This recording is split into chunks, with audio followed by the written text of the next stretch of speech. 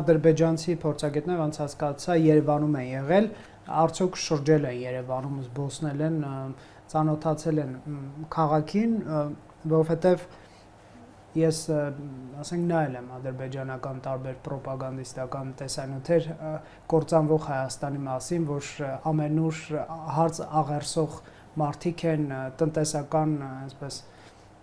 վիճակը վատթար է, բոլորը փախչում են, բոլորը հիվանդ են, սոված են եւ Հայաստանում միայն GAZ-24 մեքենաներ եւ Ժիգուլիներ են քշում, հա։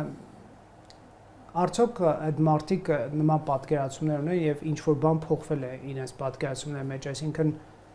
տեսել են հայերը ոնց են ապրում, ինչ միջավայրում են ապրում, ես հասկանում եմ մի քիչ ծիծաղելի կարող է հնչալ, որ մենք այս մակարդակի վրա ենք գտնվում, բայց այդպիսին է իրադրությունը, շրջեցին քաղաքում։ Այո, շրջեցին ու իրենք մասնակիցներն էլ նաև գրել են դրա մասին, նկարներ են տեղադրել նաև զբոսանքի,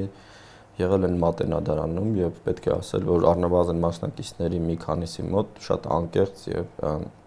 մեծ հետաքրքրություն առաջացավ նաև մշակութային տարբեր ծրագրերի նկատմամբ, այդ օրինակ մենք ունենք հայատար թուրքալեզու գրքեր, գրականություն, որը նաև թուրքական տարբեր լեզուների պատմական ինչ-որ փուլերի զարգացման պարզաբանելու համար նույնիսկ միակ սկզբն աղբյուրներն են, օրինակ խփչաղերեն է տեքստերը, եւ պարզ է, որ իրենց ընկալումն էլ փոխվեց եւ առաջին օրը հատկապես եւ որ զբոսնեցին քաղաքում,